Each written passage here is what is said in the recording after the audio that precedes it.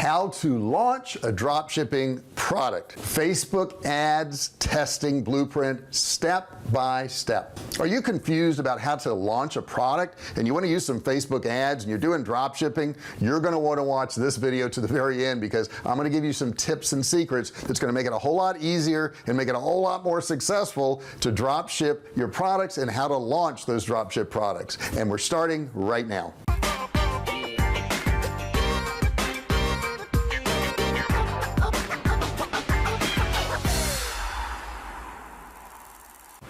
Hey, I'm JR Fisher. If you're new to the channel, welcome. Don't forget to subscribe. There's a big subscribe button down there, and also don't forget to turn on notifications. Bell notifications, so very important that you do that, because that way I can notify you every time I upload a video. I can let you know when I go live. I do a lot of lives, and that way we can actually talk online, so don't forget to do that. Now, I've been selling online since 2009. I've sold millions of dollars of both digital and physical products, and I'm here to tell you I've learned a lot. I've made some mistakes, but I've learned some things too. So in this channel, all I do is I share with you the things that worked, and I also share with you the things that didn't work to avoid those mistakes and to save you time so you don't go down that same route too.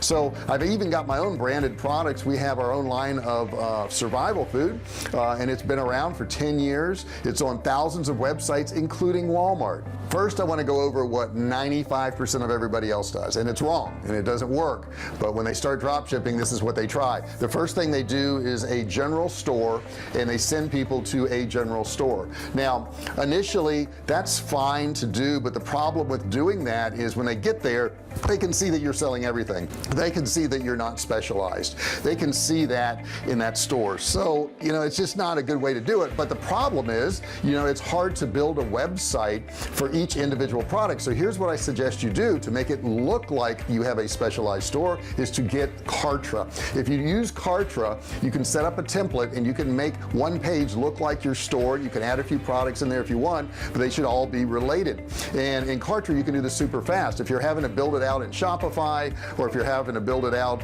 in WordPress, this takes a lot of time. If you use Kartra, you don't have to worry about that. Kartra is also an email provider, so you can actually use it for emails. It's also a funnel builder. It's also got upsells and downsells, and it's cheaper than a lot of these other methods. Now, the next thing they do is they test a whole bunch of products, and I'm not saying you don't want to test a lot of products, but I mean, it gets ridiculous because they don't put enough effort into each product. They don't do the research. So they're testing, you know, 5-10 products every single week, and that costs a lot of money because you're having to run ads to them. So they also employ a very simple testing technique, which is not good. And what they'll do is they'll test 10 ad sets at $5 a day, and each ad's different.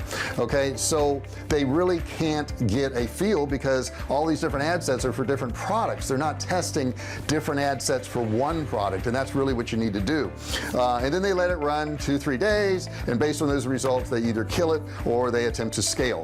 Neither one of those decisions are good because you don't have enough data yet. So I don't advise doing that if you want to be successful. Now, what happens is they'll end up testing 20-30 products, and sometimes up to 100 products, and maybe never finding a winner.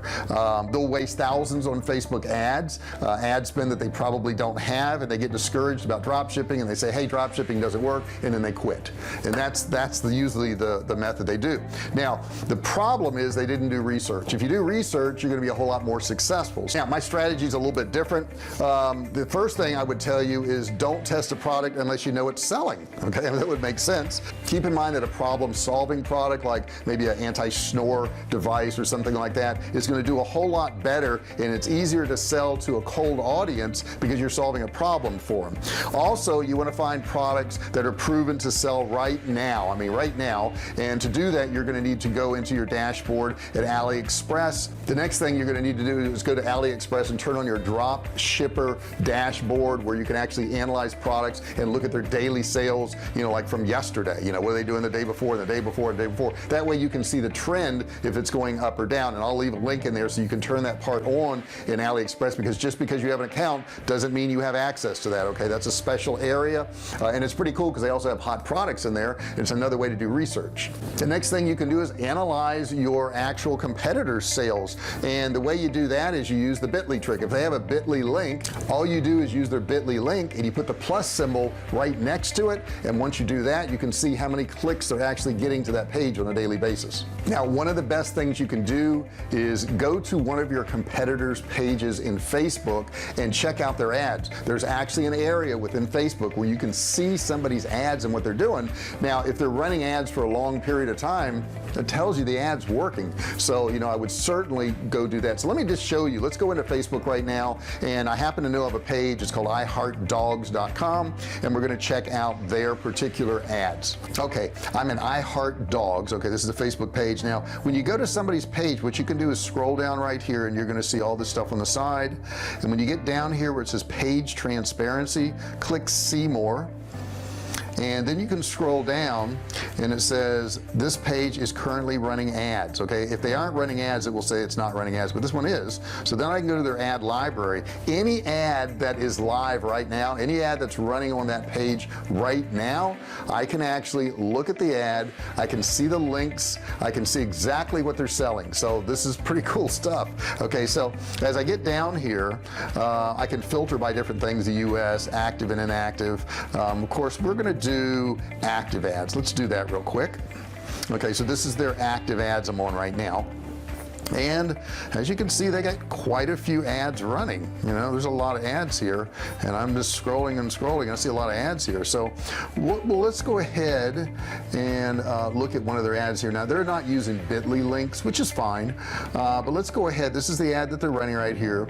Will you help us surprise these pups on Valentine's Day? Thousands of shelter dogs were abandoned, neglected, and feeling unloved. Every single purchase of this miracle of love artesian angel feeds 30 shelter dogs. Shop now, give the miracle of love. So they're kind of using that charity type thing to sell their products, which, you know, I don't know how true it is. We never know on these things, but I'll go ahead and click on it and take a look, and we'll go to their sales page. Now, this is their sales page. They're selling a stuffed animal with hearts on it, Miracle of Love Artesian Angel for $29.99. Wow. Let's see if we can find that on AliExpress, because it looks like Valentine's dog. AliExpress. And we're going to put in here Valentine's stuffed dog. And let's see what we come up with. So, not seeing that exact one. Here's a Valentine's one here for $3. Okay, and I don't think it really matters because I don't think that one was particularly great. There's another one for $3.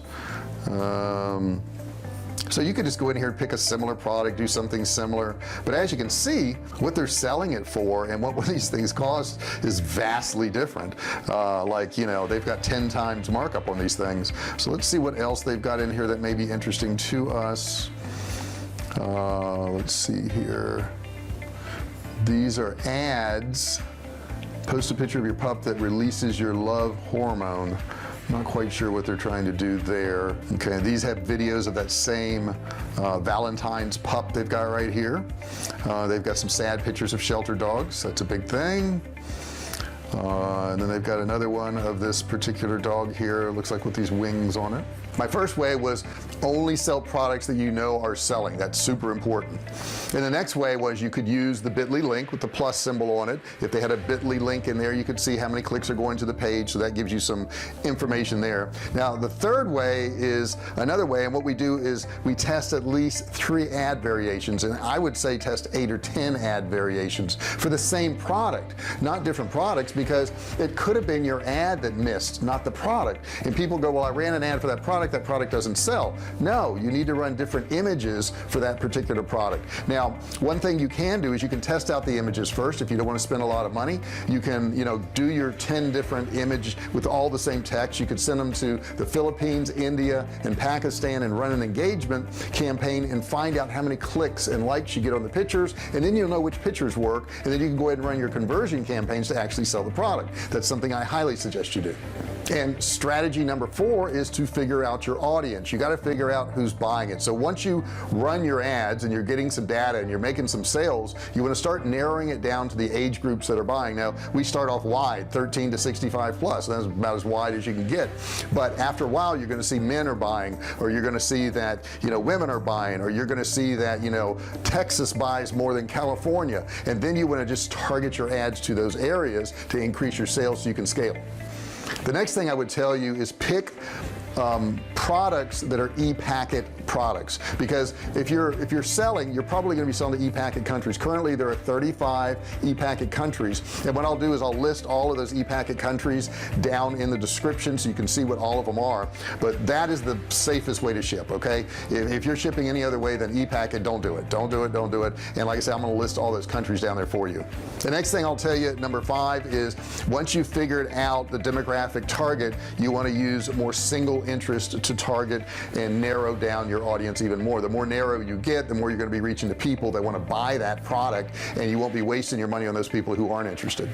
And number 6, this is the big one, this is the one that really works well, is start using lookalike audiences. Now you have to have 100 purchases on your pixel to actually use lookalike audiences per country. Okay, so you can't have 50 US and 50 Canada. You've got to have 100 for each one to actually do lookalike audiences for those countries. But once you do that, do it.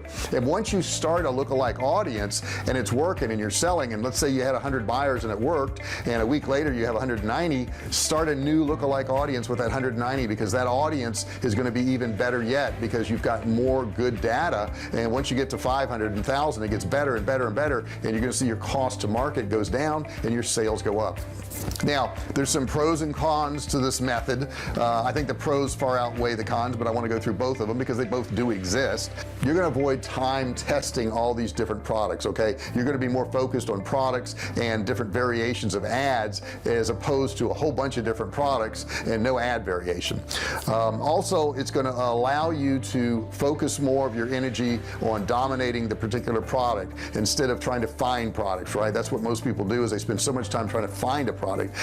It's also easier to build a brand in the long run if you're doing it this way, because people see you as more professional. They see your niche store, they see that, you know, there's different ads for that particular product, and they're going to see it more and more and more. So that's going to help you also. Now the cons are, in the beginning you got to spend money to get data, so you're going to spend money on ads that don't work, and the reason they don't work we don't ever know, but we also don't know which ones aren't going to work, so you're going to have to blow money on that. But if you're doing a lot of different ad variations, some of them will work, and that's what we're trying to find.